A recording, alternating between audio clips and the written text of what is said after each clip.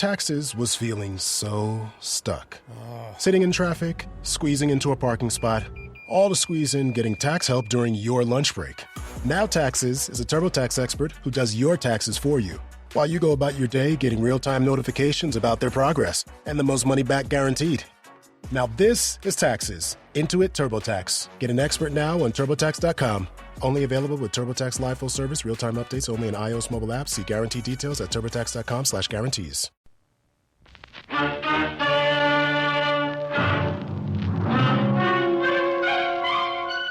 Box 13, with the star of Paramount Pictures, Alan Ladd, as Dan Holliday.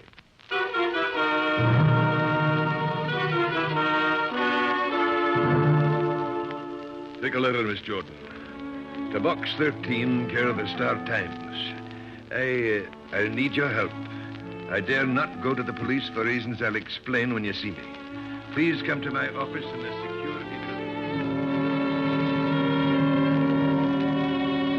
Please come to my office in the security building, signed Douglas McIntosh.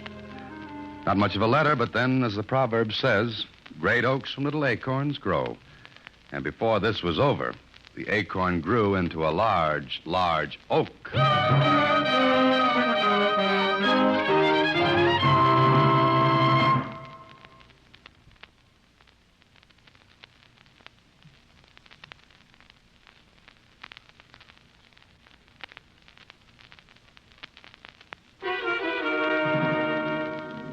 And now, back to Box 13 and Dan Holliday's newest adventure, Three to Die.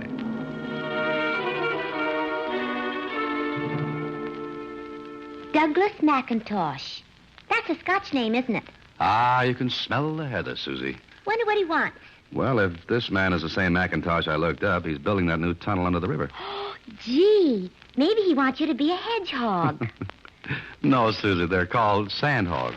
Oh, what won't they think of next? Well, I think I'll see what Mr. McIntosh has on his mind. I'll be at the security building, Susie.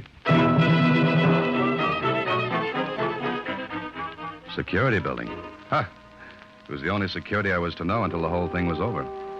Anyway, I went to McIntosh's office. I was shown right in to an oversized man who looked as big as the Washington Monument in tweeds. He didn't waste much time. So you're the man, eh? Yes, I'm the man. All right. You call me Mac. What's your name? Holliday. Dan Holliday. All right. Now, Dan, I'm in trouble. Trouble gets around. Fast. But look here, and I'll tell you quick. I'm a contractor. I bid on this new tunnel. Got the bid and posted my bond to finish the tunnel on time.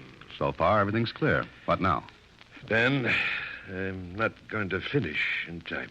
Well, why not? Now we get to the point, and a sharp point. You say you're running into trouble? Aye. Sabotage.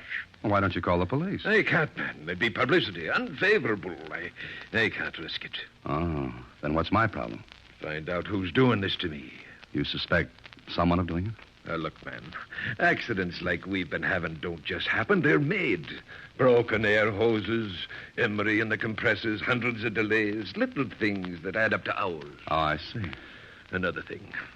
So far, the men working for me think these things are accidents.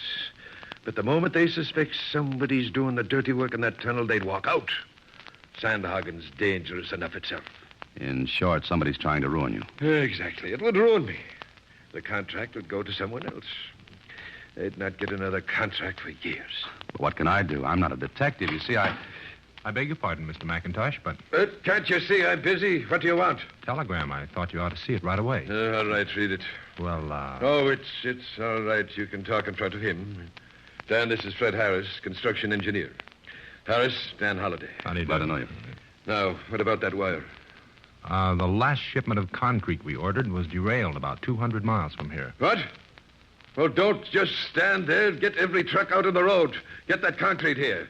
You ought to have enough sense to think of that without coming to me first. Go ahead, get it down. Yes, sir. You see what I mean, Dan? Another delay. Who's this Harris? He thinks he's going to be my son-in-law. Also, he thinks an engineering degree makes him a great man, that it takes the place of 15 years of experience. That's an argument I'd rather watch from the sideline.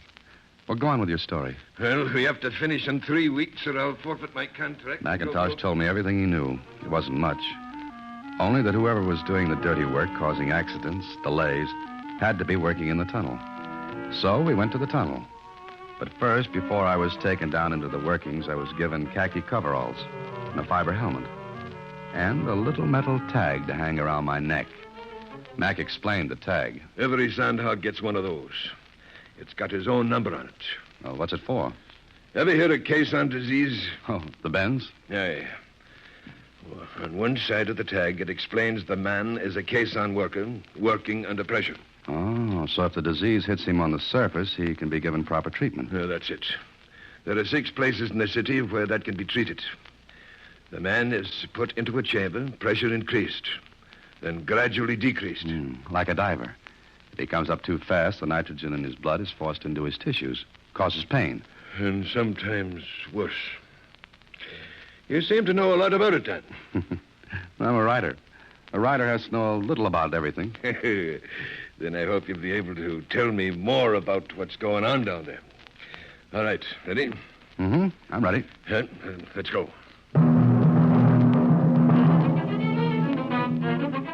Together, Mac and I rode one of the hoists down into the workings. My ears began to pop from the pressure, and I swallowed hard to keep them open. Then we came to the bottom of the shaft, about 150 feet below the surface of the ground. Mac looked around for a minute, and then... Angus! Angus! Here! Come here! A short, powerfully built man walked over to us. He was grinning as he said to Mac. What brings the boss into the tunnel? Angus, meet a friend of mine, Dan Halliday. Dan Angus Campbell, my foreman. Best man in the world in his line. Aye, the best beside yourself. How do you do, Dan? How are you, Angus? First rate. Except we had another little rumpus today, Mac. What? Another break in the air hose at the shield. The hose whipped around. Anybody hurt? Aye, Phil Evans. Hose got him right in the middle. He's done for this job. Won't work for a month. Broken ribs. Another one. Aye. You visiting us here, Dan? Well, you might call it that. Dan's a writer, doing a story on sand hogging. Wants atmosphere. You'll get it here. You want to see the works? Show him around, Angus, and be careful of him. Don't you worry, Mac. Good. I'll go back to the office now. Come back there when you finish, Dan. Oh, sure. Oh, it's got him worried, Dan. And little wonder. Every penny he stands to lose. Every penny. That bad, huh? Worse. And if I ever catch the one that's doing it, I'll whip him around with me bare hands. You and Mac seem to be good friends, huh? I started together 30 years ago in Scotland. Uh-huh. Well, time's fleeting. Want to show me around? Sure. Let's get going. I followed Angus into a big airlock. It was a reinforced concrete compartment with double steel doors. As one door closed behind us, the pressure was built up to equal that in the tunnel. It built gradually. But I knew what would happen if it went down fast. Caisson disease. A terrible, racking pain. Brother, I had a lot of respect for the men who worked down there day after day, taking risks, big chances every time they descended into the workings. Then he opened another steel door, and Angus and I were in the tunnel itself.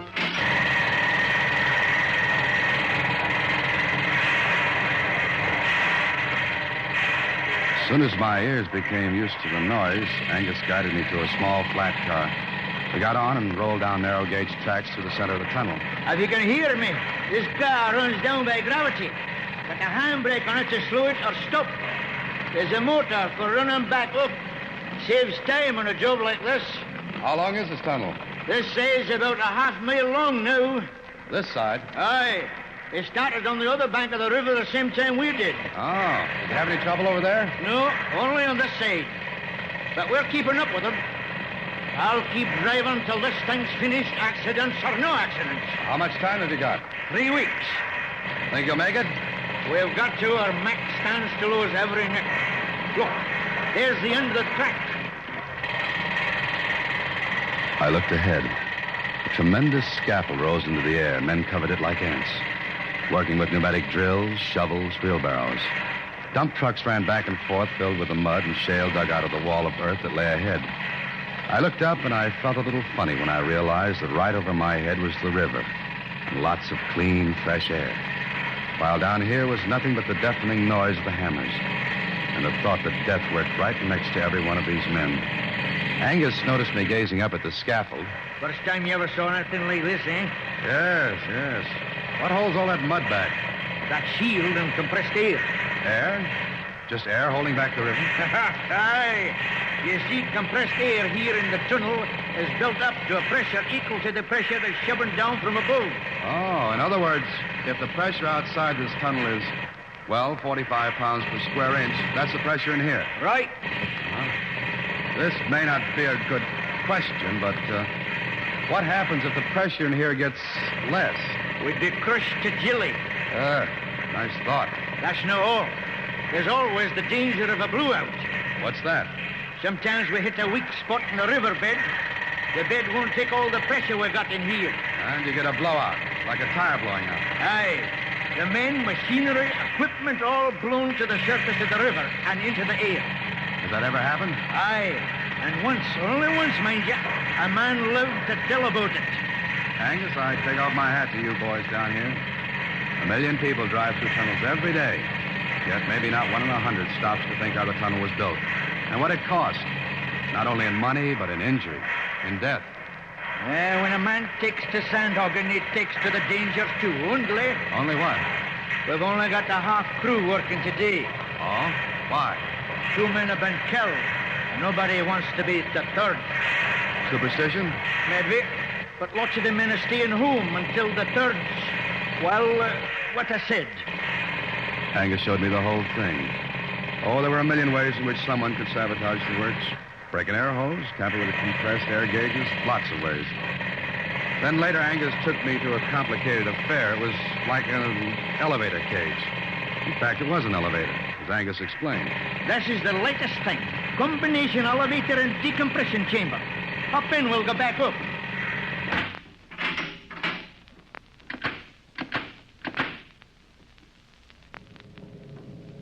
We go up slow, Dan. As we go up, the pressure in here is decreased until it's equal to that of the surface. Oh, then there's no danger of caisson disease. Not if we go up slow enough. And the pressure's reduced. I set the gauges to do it for us. Oh, I see. Well, did you see enough to write your story? No, I don't think I have. Not yet.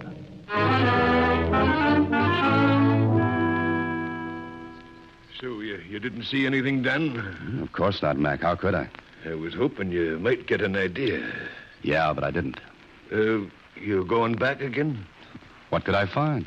Try it, man. Oh, but I don't think I could find any. You advertised adventure. You couldn't get it in a better place. Yes, I know, but how could I explain myself down there? You're a writer. Use your imagination, man. Well, suppose I went back there as a worker. As a sandhog, you mean? Mm-hmm, that's it.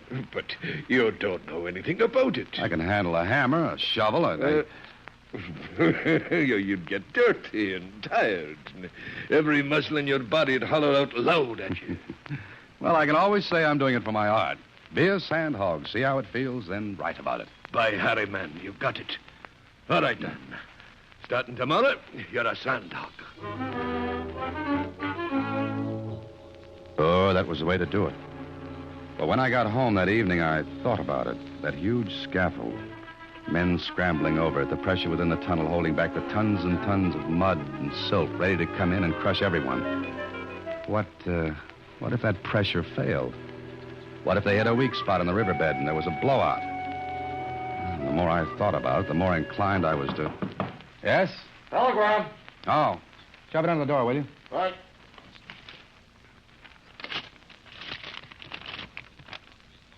Oh. And what a telegram. It read, "Save for the fact that I don't want more bloodshed, you'd have gotten yours today. Stay away from the tunnel, or you'll be the third to die."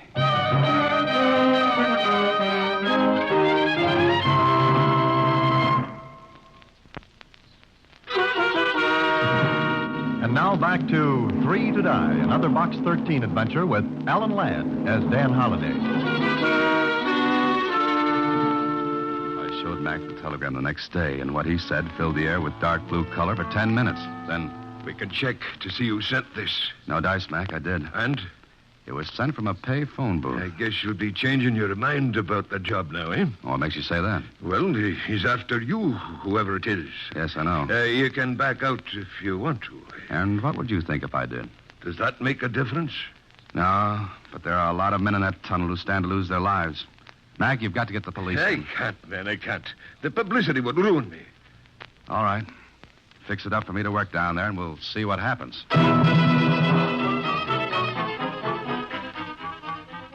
Okay, so I became a sandhog.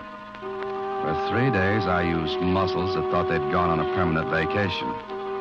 Well, I woke them up, and they woke me up in the middle of the night, aching. Then one day in the tunnel, I was talking with one of the sandhogs. You know, Dan, you done pretty well, considering you're new at this. Oh, I ache, Joe. I ache all over. Hey, you'll get used to it. I don't think so. But, Joe, tell me something. Sure, what?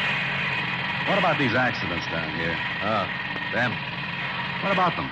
Well, maybe they're just part of the job. Well, what do you think? Well, some of them weren't just like accidents, that's all. I mean, well, like a hose break. 2 guys been killed. And what? Look out! Hey, you all right? Yeah, okay. You? I had to shove you, Dan. That car would have clipped you in half. Yeah.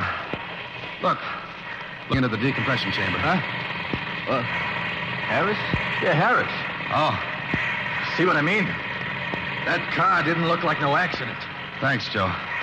And this is one time I can honestly say I was glad I was shoved. That's okay. You know something? You were almost as safe to die.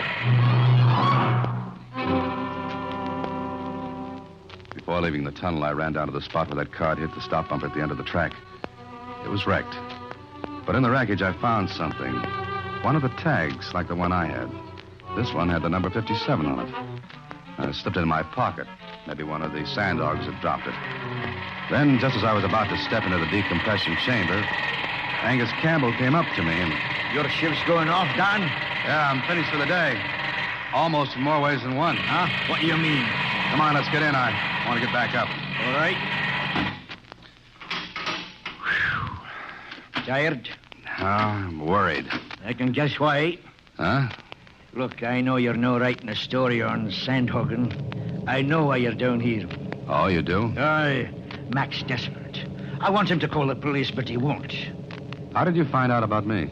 You've been nosing around, then? That obvious, huh? Aye, but be careful, lad. Be careful. Yeah, I will be. Joe told me about the car that almost got you. Somebody sent it down the tracks. Aye. Angus, Aye? you've been with Mac a long time. 30 years. 30 years. Good ones, bad ones. And yet you stay with the job. I could have a top job on the surface. I see. Angus, got any idea who's doing all this? No. Harris? Huh? Why him? Mac doesn't like you. Ah, talk sense, Dan. What point in Harris's ruining his own feather-in-law? Father-in-law to be, Angus. Still no point? Then how about the protection insurance to cover the completion bond? Huh? You mean Mac might be doing this himself to get the insurance? Yeah, this could be. No, lad. The insurance wouldn't half cover the loss. No, that's no it. And why? I wish I knew. Competitors, do you think? Who are they? Brill and Company. But no, they wouldn't. They'd be too easy to find out. Men got a habit of talking. And talk gets around. No, Dan, that's no them. And then who and why? And why did someone try to kill me today? You get the answers to those things, Dan, and you'll have the whole thing. Well, we're up at the top.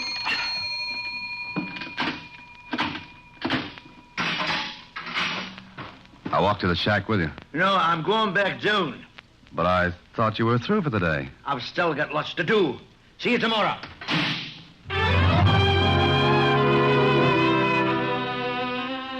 What Angus said made sense. Couldn't be Mac's competitors, because I checked. They'd been in business a long time, had plenty of money behind them. They'd gotten a bid for another job upstate. And Harris? It didn't make sense either. If he was going to be Mac's son-in-law, it just didn't wash that he'd be sabotaging Mac. So I changed clothes, thought a lot, and then went home. Went out to get some dinner when it hit me. First a twinge, and sudden cramps that made me bend over as if someone had folded me inward with a baseball bat. The building started to spin, twist. Then it got all nice and dark.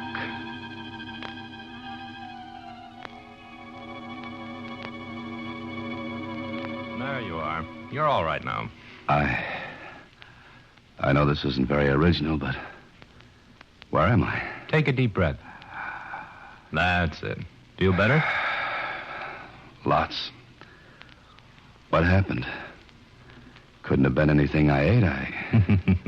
You had the bends. The bends? Mm-hmm. The tag around your neck tipped us off you were suffering from caisson disease. So we put you in a chamber. Come on, get up. We may need this chamber for someone else any minute. You make it sound as bad as the housing situation. Yes, it is, but you're all right now. Next time, don't come up so fast. But I didn't come up fast. Yes? Nothing. Nothing at all. Thanks a million, Doctor.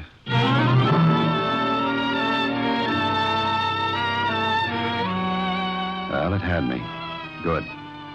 I knew I came up slowly. Angus had been with me.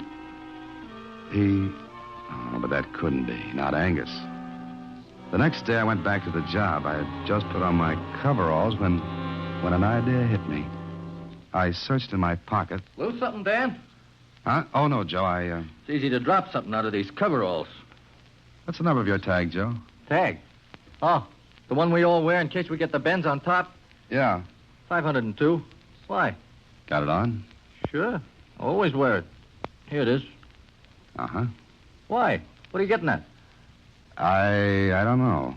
Listen, I'm going back for something I forgot. I'll be a little late on the job. Tell the section boss for me, will you?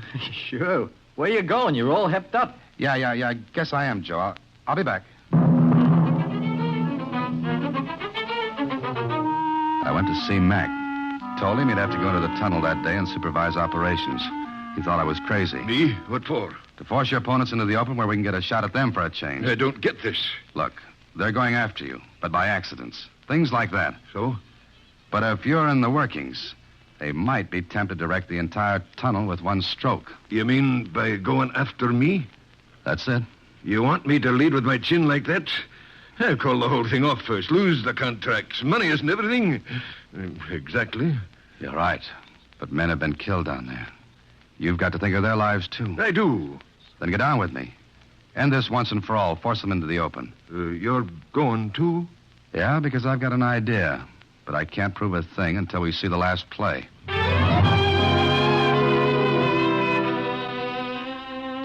I was leading with Mac's chin, and I knew it. But mine was plenty sore, too, and that made me feel a bit better about it. Mac knew he had no choice, and so he decided to go with me into the tunnel. I went to my job, and it was a ticklish feeling knowing that any minute something might happen. Something that would make Joe, Mac, Angus, any one of us, the third to die. Or worse. Then... Hey, Dan. Notice something funny? Funny what? I could have sworn the mud down here wasn't this deep before. What do you mean, Joe? Look. Stand still. Look around. The mud's coming up. It's getting high. Yeah. Yeah, it is. Joe, the pressure in here must be going down. Yeah. Dan, if it gets too low, that wall will come in on us. The whole river will be in our laps. Come on, let's get to the gauges. Dan, what's the matter? Pressure's going down in here. Come on. There's nothing wrong with the gauges. They read the right pressure. But they can't. The mud's getting higher. Look, the men are coming in. They've seen the mud coming up. But these gauges... Hey, there ain't no air being pumped in. The gauges are stuck. Jammed. Somebody jammed them so anybody reading them will think the pressure was okay. Get to the emergency compressors. Pressure's dropping fast. Get to the compressors. Get them on. I got them.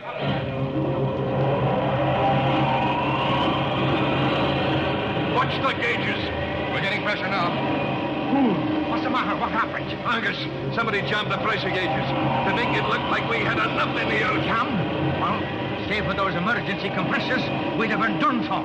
What did you say, Angus? I said the emergency compressors. You said save for the emergency. Save for. Funny way of putting it, Angus. Either in words or on a telegram. What's the matter with you? Where's your tag? Huh? Well, right here? Yes, with a new chain. So is your tag I picked up in that cart yesterday. The cart that almost killed me. You're crazy. And you weren't anywhere around a minute ago. I was coming in here. Dan, what you trying to say? There's your saboteur. Man, you're crazy. Stark raving crazy. Yeah? And you went back down yesterday to decompress yourself after I left the chamber.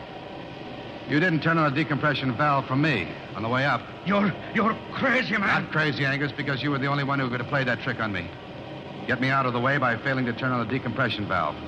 You and I were the only ones in that chamber. Hey, he's running back to the shield. Get him. Get him before he gets the compressors. He'll wreck him. Got him down. Good. Dan, I never can thank you enough. But to think that after 30 years, Angus would ever do a thing like this. Mac, don't waste time even thinking about it. Let's go finish this tunnel instead.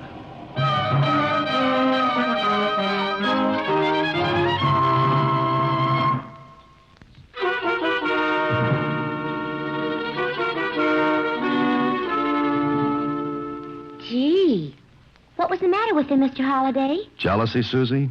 You see, he'd worked with Mac as a foreman. Then he saw Mac rise from a foreman to the owner of a big company. For 30 years, every day he'd go into the tunnel just an employee, while Mac stayed on top, the big boss. And it kind of made him, well, jealous, huh? To put it mildly, yes. Golly. Well, that makes up my mind for me, Mr. Holliday. Congratulations, Susie. Huh? But what do you mean? I quit. Huh? In about 29 years. Oh. Good night, Susie. Next week, same time, through the courtesy of Paramount Pictures, Alan Ladd stars as Dan Holliday in Box 13. Box 13 is directed by Richard Sandville. 3 to Die is an original story by Mr. Sandville, adapted for radio by Russell Hughes. Original music is composed and conducted by Rudy Schrager. The part of Susie is played by Sylvia Picker. Production is supervised by Vern Karstensen. This is a Mayfair production from Hollywood. Watch for Alan Ladd in his latest Paramount picture.